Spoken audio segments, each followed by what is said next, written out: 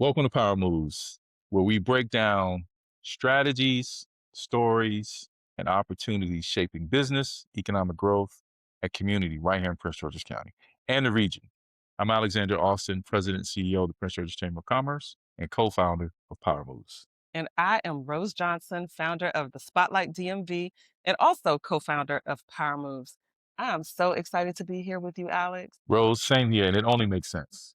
Listen, I'm out in these streets, y'all.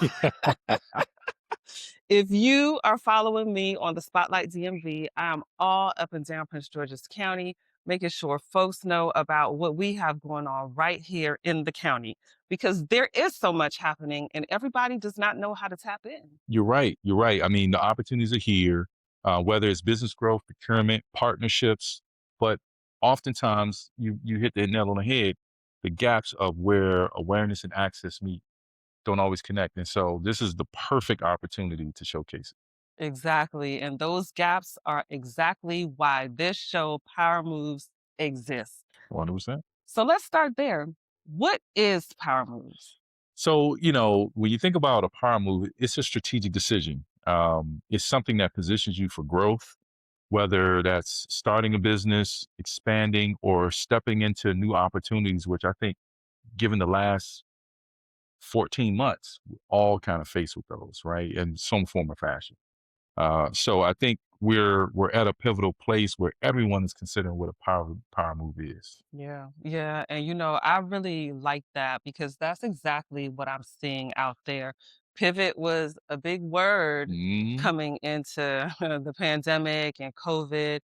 And it still is very relevant today about, some people have chosen something different, but the way things are happening, like you said, the last 14 months, Yep, folks are being pushed into something different. And so it is important that we understand that's right. what is out there, what resources are out there, and what can benefit us. And especially in the county.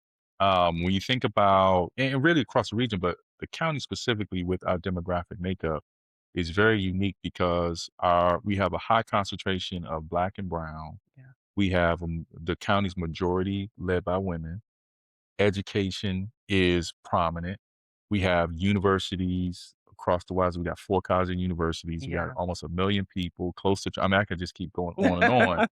But how decisions are made impact us totally different because of the demographic, right? So where if you hear 300,000 women in America have lost their jobs, you got to think about what that means for Prince George's County when 53% of your makeup is women, Yes. right? And there's a large population that was primarily government. So if that's happening, it impacts us way different than say other parts of the state and or the region. But the opportunities are here. I think what we have to think about is in isolation, in moments where you have to pivot, where are the opportunities for me? How do I access them? How do I get connected? And then how quickly can I move to execute on whatever's there? Yes, exactly, Alex. And that is where this show comes in, Yep. and talk about the chamber and the connections that we're making there. And guys, listen, I have to say where because not only am I a founder of the Spotlight DMV and co-founder of Power Moves, but I'm also the marketing and communications manager for Prince George's Chamber. Absolutely. Yeah, so let's talk about. And don't forget, program manager for our entrepreneurship through acquisition program, which Rose leads. And that's also part of the opportunity, right? So when we're talking about working, constantly working with business, policymakers, and partners to create opportunities and really an ecosystem, is understanding there's so many parts to it. So when you think about the chamber has over 800 businesses, been around for 102 years.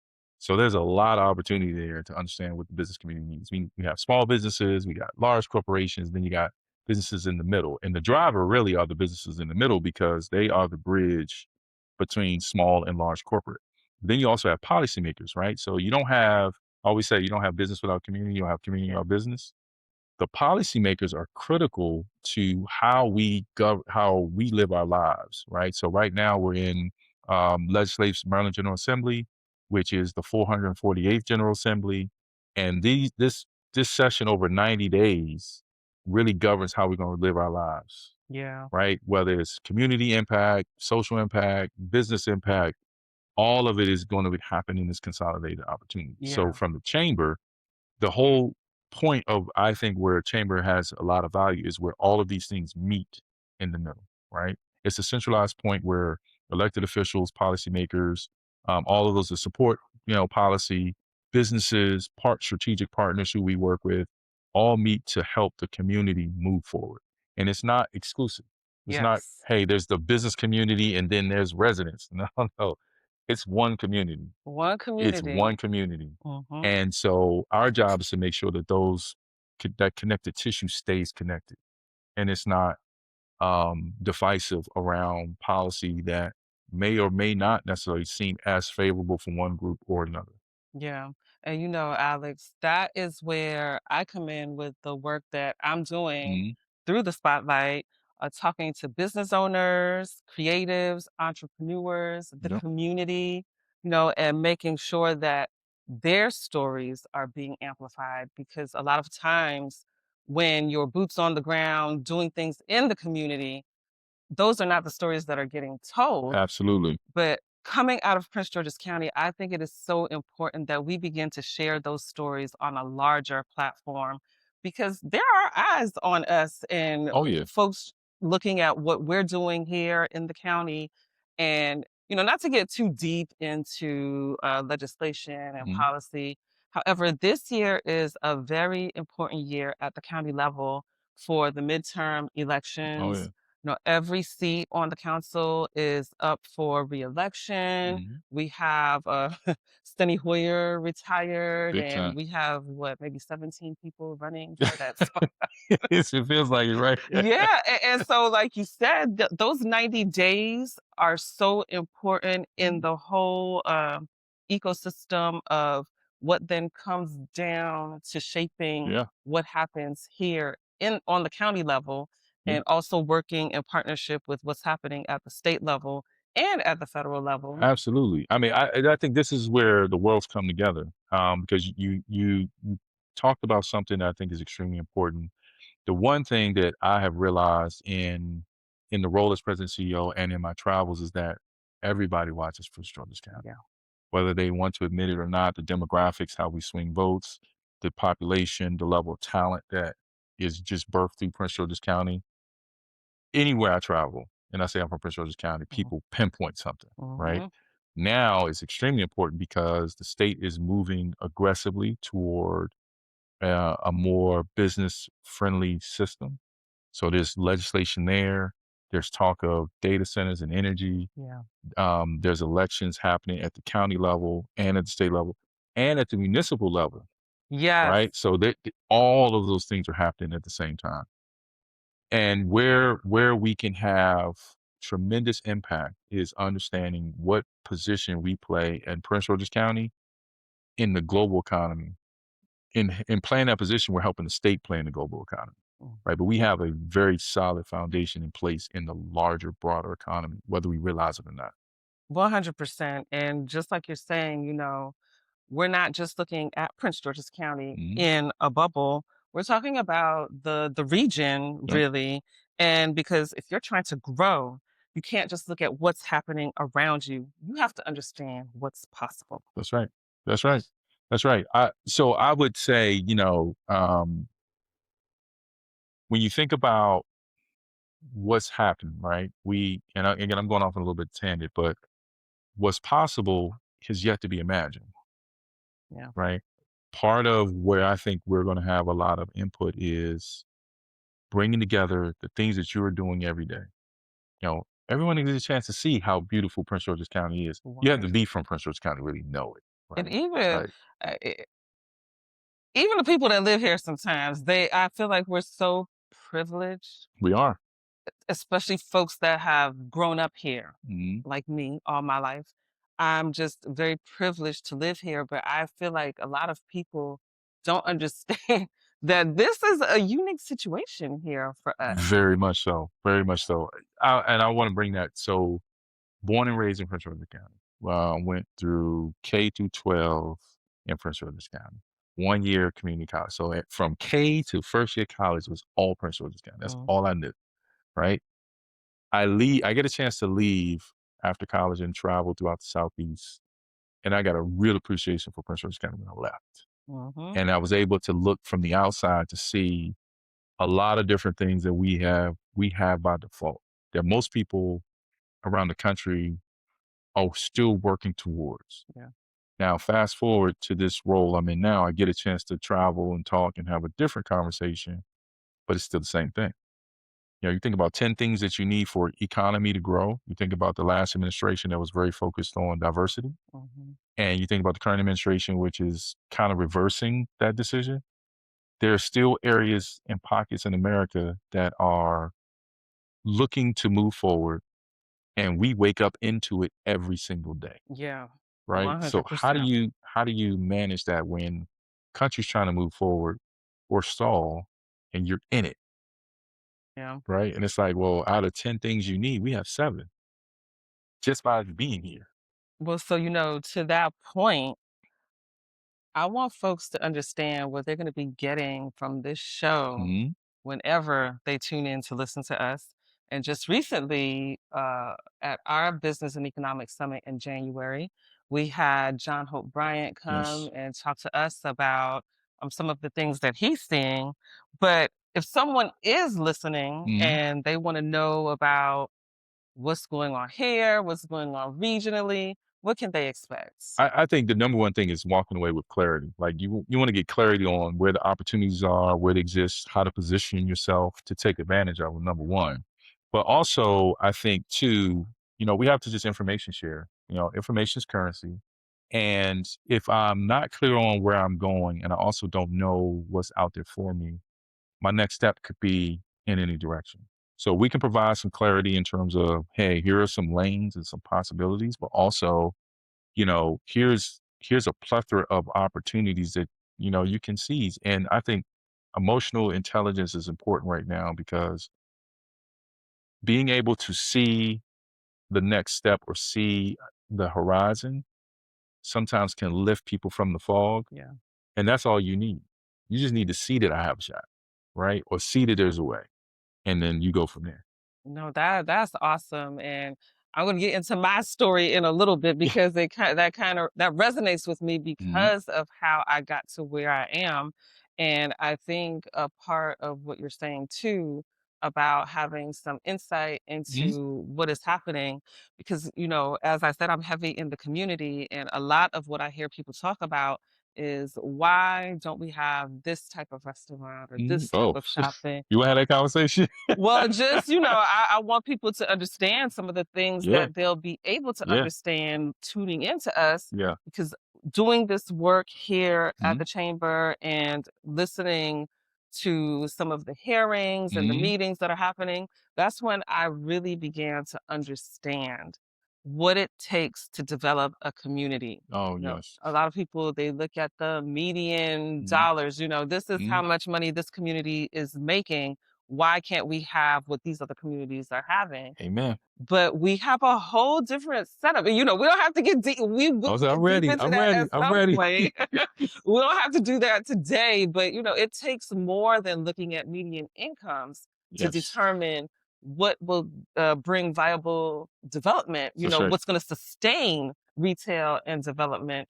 And so those are some of the conversations we're going to be having here. Absolutely, absolutely. I'm glad you brought that up because one, and I'll speak to our elected officials. I really have a new level of respect for anyone who is an elected official because the people's lives are on your back, Yes. and so it's a lot of pressure to try to understand, a you know, a couple 100,000 people's needs and corporations' needs and have to make the right decision and maybe sacrifice your reputation Yeah. in a public space. With that being said, what we can do from the business community specifically is help to educate, provide information, awareness, insight. Now, there's going to be some decisions that we agree on. There's going to be some decisions we don't agree on. Ultimately, the decisions are the mood accounting for it, Mm. right? But when you think about what has to be decided upon in the next 6 to 8 months, it's gonna be unpopular Yeah. for us to move forward. and not everyone wants to make that decision. I'm not in that position, so I don't have to worry about it. But that's the reality, right? We're not going to be happy with some of the decisions right now that are um, unpopular to make, but long term, if we want to be competitive in the state and in the region, we have to make them. And that's what it's going to take. That's what it's going to take, and that's on them to make that decision. Yes, and also don't forget the piece our piece in it as a community is Hmm. to advocate for the things that we want to see.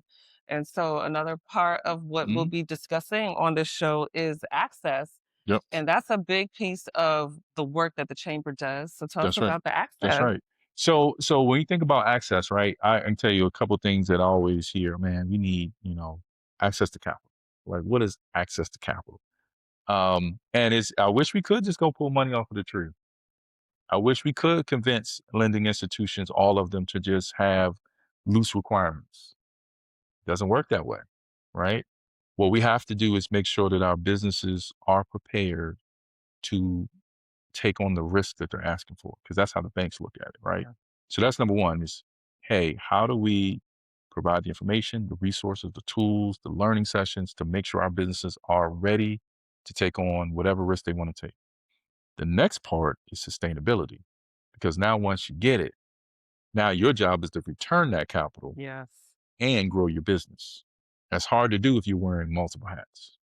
So again, it's making sure that we are properly providing the resources and guiding our businesses so that not only are they launching and they're capitalized right, but they're sustainable and they're providing direct investment to our ecosystem.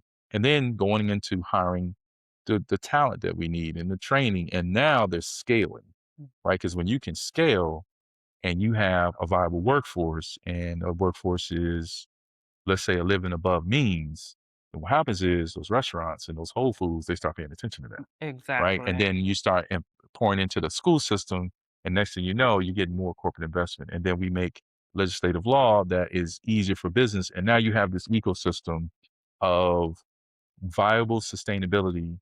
And we also have to think about how the business community can help pour into the the tax revenue collection, which then gets redistributed into areas that we need: public safety, let's say school and education, transportation infrastructure.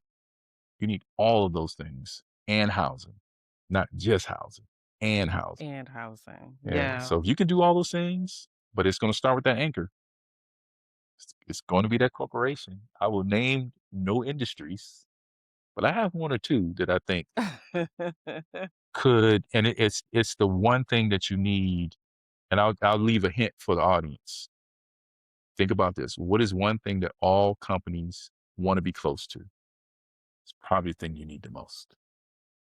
Well, I'm gonna let folks chime in the comments about what they think that Mm, is. yeah, it's been an ongoing debate, but I'm not going to say anything. And so you talked about access as far as funding. Mhm. However, funding is not the only way that you can grow and sustain your business. And so No, we'll be talking about programs, that's right. partnerships, ways that you can connect, and where to go next in order to scale. You know, Absolutely. if it doesn't come in dollars, maybe it could come through a partnership with someone that you've met or Absolutely. some sort of program. Like we have programs here at the That's right. chamber. Relationship, Yes. right? Relationship is everything. And oftentimes, particularly for smaller companies, younger companies are just starting, I think we put access to capital before building relationship, selling your product, right? So it's maybe a when does it apply? And it's hard though. Like if you have not been a small business owner, it's not easy. And not even make it look sexy. It's not sexy.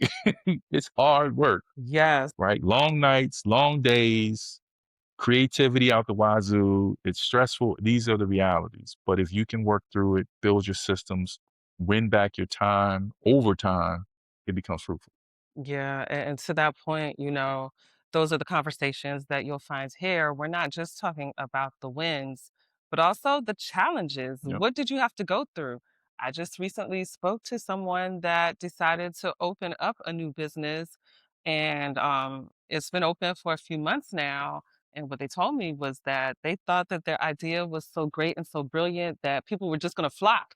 And those Uh, are like the dreams that we have, right? Like yep. I have this great idea and everybody's going to love it. And then you start on that journey and you're like, oh my God, where are the people?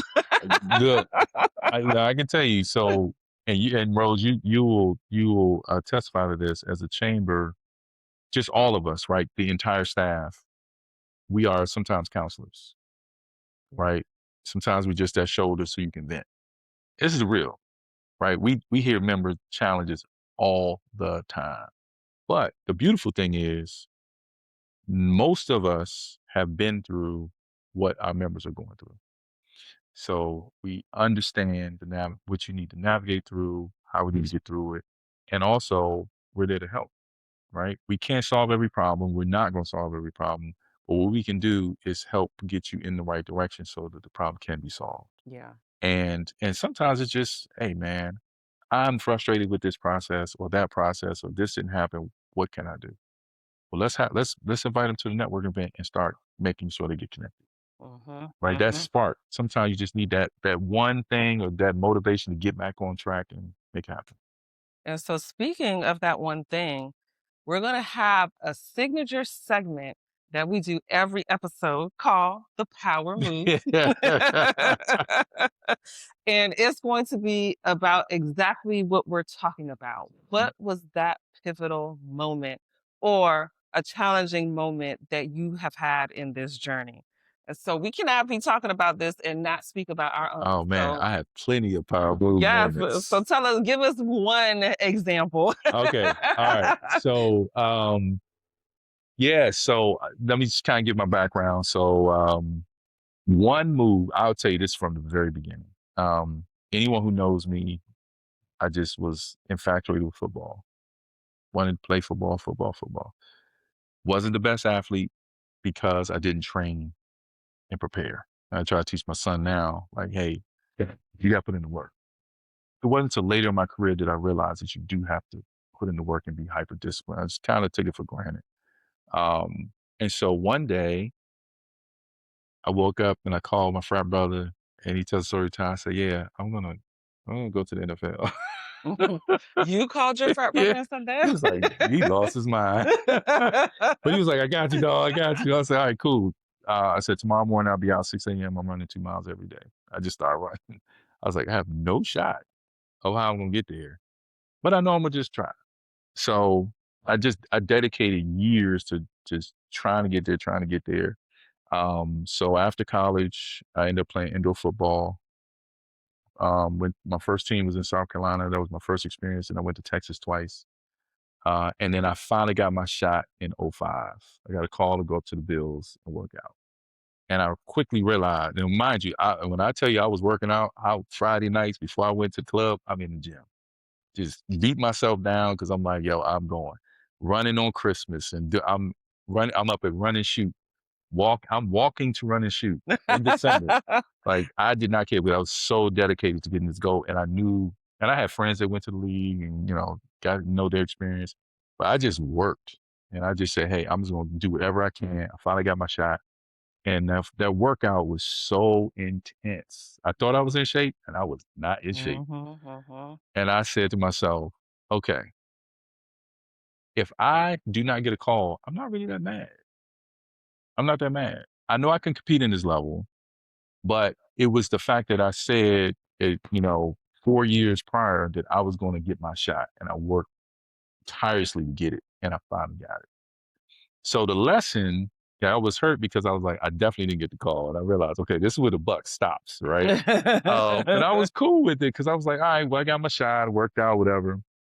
And I had a couple opportunities in between there that just didn't work out. I was supposed to go to Canada and it just didn't work out. So I said, all right, whatever. This was '05. So I pivoted.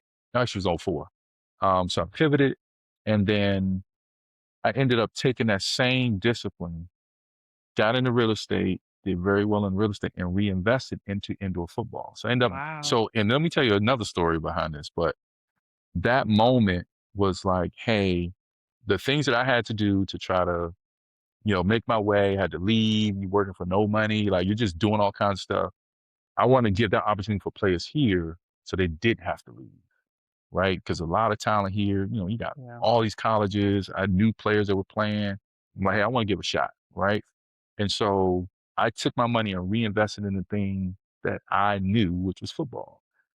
I didn't know business, but I knew football, Youth right? football. Hmm. And so ironically, so in '06, I put in a bid to own a franchise in Baltimore, went to school in Baltimore. So I was like, bet, right? No Baltimore. The team, the franchise that was opening up opportunity, the team that I had played for, the owners had given me a referral because I was dedicated to playing to Mm. to own a franchise. So I'm 26, 27 years old, and I'm able to own a football team. I'm mean like payroll, the whole night. And I said, "Oh, this is different. Playing is easy. Yeah. You got to now, right?" So my bond, I had to put up $80,000 just to play at the time. It was First Mariner Arena. It's now Royal Farms. And I think Frank is still there, the general manager. But I had to learn how to raise money. I had to balance payroll. I had to get like insurance, designing uniforms, hiring, everything. So I learned the business of football. And that's when I realized, I said, really, the goal was never to play. The goal is to be an owner, Mm-hmm. right? And I think that was God's way of saying, look, because you're working, I'm gonna show you the way, but it's better. It's something better. Yeah. It's better to be an owner. And I tell my son this all the time. He's like, oh, basketball. I said, son, if you think about this, however much LeBron and Steph Curry make, somebody got to pay him. You can play, but I want you to play and own Yeah. because the decisions are made in the ownership box. And it wasn't until I was an owner that I was able to see that. Mm-hmm. And so that was my first journey. And then that's a whole nother lesson. Business 101. I learned made all my mistakes and everything owning the team, but it was great. It was Yeah. great. You had a crash course. Oh, I had man. no idea you tried out for the Bills. Well, first and foremost, is that your team? No. No. Well, I mean, it was, believe it or not. So when Jim Kelly and Berman Thomas were there, I had a Bill starter jacket. Mm. I had You a taking it blue back. Bill. Yeah, I'm taking it back. So that's not wrong. Yeah, it was for a while. It Okay. was for a while. Yeah. No, Interesting. I love that, and But, that's a huge piece to walk away with about ownership, yep. and especially these days when, um, things are digital now, right? All these Right. subscriptions, and so it's kinda like you're not owning anything anymore like Ye- you used to, and so Yeah. ownership is key. Ownership is key, and even the space now in the digital space where you own or you're on a platform, you're renting the platform, Mhm. right? So you're not creating it and owning the domain space, and everything is basically being rented. Yeah. And so my power move, I actually thought about this recently. Um, so I left my job in October of 2022 and I walked away. I had no idea what I was Wow, going to do next. And I have been working since I was 14, 15 years old. wow, You know, I worked retail, yeah, I worked at Popeyes, I worked in the banking industry, mhm, and so my entire professional career had been in publishing. And I was at my last job for about 11 years. mhm, And I really enjoyed my time there. You mhm, know, I learned a whole lot working there. I learned the business mhm, of publishing. And I got to wear a whole lot of different hats because it was a nonprofit. You know, in these nonprofits, sometimes you just got to do whatever needs to be amen, done to get the job done. amen. We're not talking about any nonprofits, we know. But that's what allowed me to learn a Mhm, whole lot of different things. And so when we had to go back to work full time in 2022, I just I just was no longer happy. I didn't want to be there. I didn't want to mhm, be at work full time. I saw the freedom of being able to work from home mhm, and being able to manage some things that I was mhm, not able to manage before. mhm, And I just wasn't happy. And our leadership, they knew that they were going to lose people over that. yeah, And it was very clear. Well, not even very clear. He said, I know we're going to lose some people, and I'm okay with that. wow. And as a leader, you know, sometimes you, like you said, you have to make those tough You decisions, have right? to, you have Yeah. to. And so I for months, Mhm. every day I would call my husband. I'd be like, "Hey, I gave my notice today. I quit my job." And he'd be like, "Okay." But he encouraged me and he saw how unhappy I was. Mhm. And he was like, "Well, just go ahead and do it. I got us." And I Mhm. was like, "Well, I don't know. I don't know what I want to do." So friends were like, "Oh, update your resume and Mhm. send it to me." But I just couldn't even do that Yeah. because I have been in publishing for so long, and I wasn't able to see, like, how some of those skills could transfer Mhm. to other things. And so I just was afraid. I was afraid to have to rely on my husband for money because 'cause I'm like, "Girl, you've been making your own money for years, and now you're gonna have to rely on somebody else to take care of you." Yeah. Even though he's saying it's okay and we'll be okay, I worry about money a whole lot. Yeah. So in September, Mm. there came a point because we had a trade show every year in October, and all of the staff had to go to the trade show.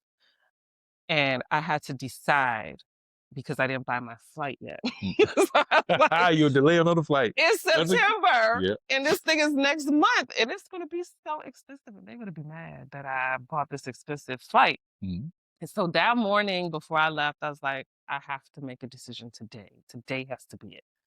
So I said a little prayer. Mhm. I went to work.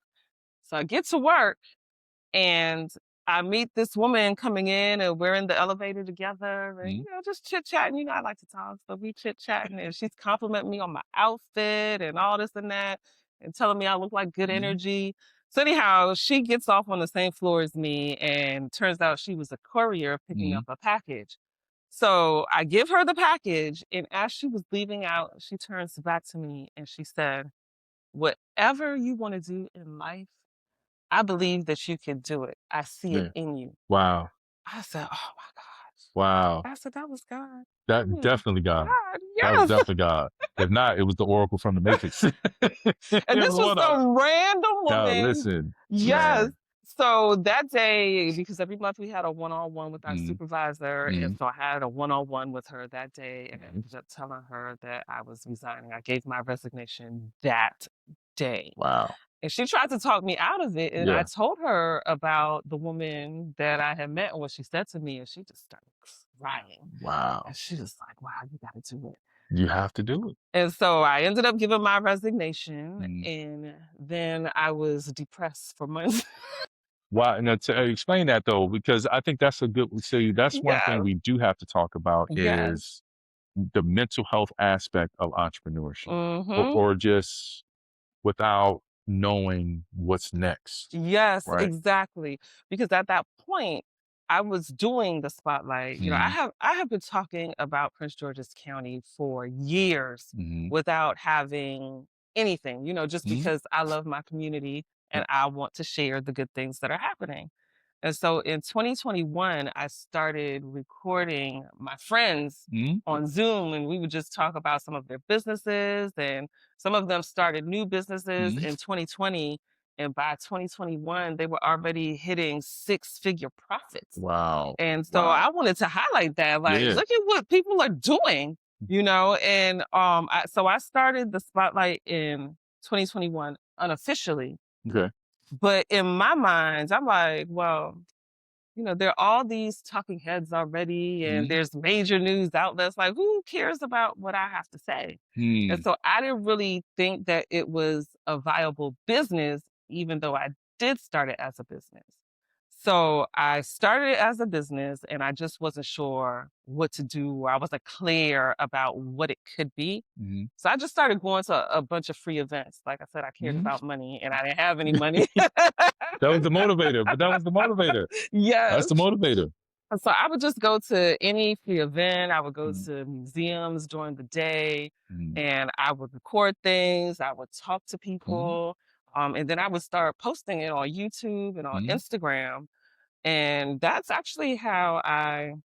I started working with the chamber, and so I started doing that. I would just post things and I would go to a bunch of different networking events and meet Mhm. people. And then through the meeting people, that's where I got to really believe that this was something that I could do Wow. and that Wow. I could turn it into a business and that it would be sustainable. And so in December of 2023, I Mm. went to my first coffee connections and With the chamber? with the All right, chamber. all right. Yes, I went to my first coffee connection because again, I had been talking about Prince George's County for so long, Mhm, and I was like, well, maybe there's a way that I could work with mhm, the county government, mhm, or and at that point I didn't really understand how the mhm, chamber fit into everything. mhm, And so I learned that the chamber is not government. mhm. However, it's here to support the businesses in the county.